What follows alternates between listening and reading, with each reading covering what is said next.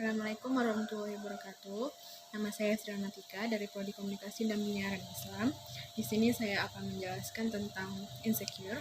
Mungkin sebagian dari teman-teman sudah mengetahui apa itu insecure dan mungkin juga sebagian dari teman-teman masih asing dengan kata tersebut. Banyak dari teman-teman yang merasa insecure karena alasan fisik, strata sosial, ekonomi keluarga, dan lain sebagainya. Bagian dari teman-teman mungkin merasa insecure akibat satu titik yang berada di wajah kalian dan membuat kalian tidak pede terhadap lingkungan sosial.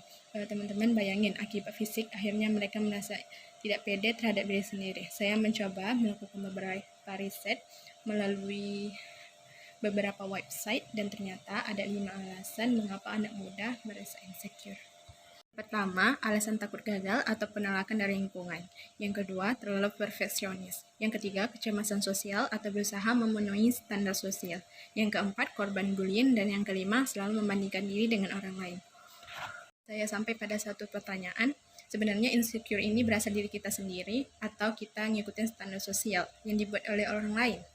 Ngomong-ngomong soal insecure berasal dari bahasa Inggris yang merupakan paduan dari kata secure artinya aman dan in artinya tidak. Jadi kalau digabungin rasa tidak aman.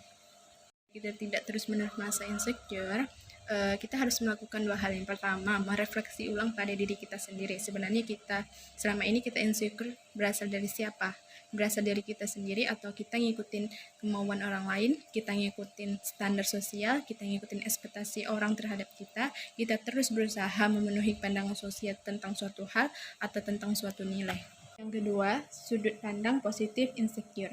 Ketika semua orang melihat insecure ini sebagai hal yang negatif, dan saya ingin mengajak teman-teman untuk melihat insecure ini pada pandangan yang positif. Insecure itu bagus loh teman-teman, apalagi kalau dilihat untuk perkembangan diri kita sendiri.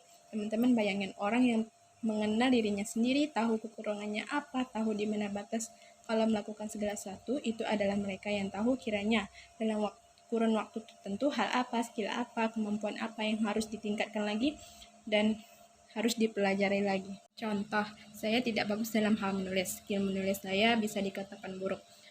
Maka dalam kurun waktu 3 tahun ke depan, saya akan mematokkan target, saya akan belajar bagaimana caranya menulis secara akademik, menulis secara fiksi maupun non-fiksi, dan otomatis ini akan mampu merubah diri saya, memacu diri saya sendiri untuk terus belajar dan terus meningkat. Teman-teman bayangin, kalau kita nggak tahu kekurangan kita apa, dari mana kita tahu hal apa yang harus kita improve, hal apa yang harus kita pelajari, dan hal apa yang harus kita perbaiki. Makanya, penting sekali bagi kita untuk dikelilingi oleh orang-orang yang mau memberitahu kekurangan dan kelebihan kita. Kalau orang tua sering bilangnya, mereka yang kritik bisa jadi adalah orang yang sebenarnya ingin melihat kemajuan kita di masa depan. Orang-orang yang selalu memuji kita terus setiap hari adalah orang-orang yang akan membuat kita diam di tempat. Kenapa? Karena kita tidak tahu sebenarnya hal apa yang harus kita improve, hal apa yang harus kita pelajari, dan hal apa yang harus kita perbaiki. Mengatasi insekuritas yang pertama, penerimaan. Menerima apa adanya diri kita. Yang masih bisa kita ubah, yang tidak bisa diubah, kita terima sebagai gift, pemberian dari Allah, dan kita syukuri aja.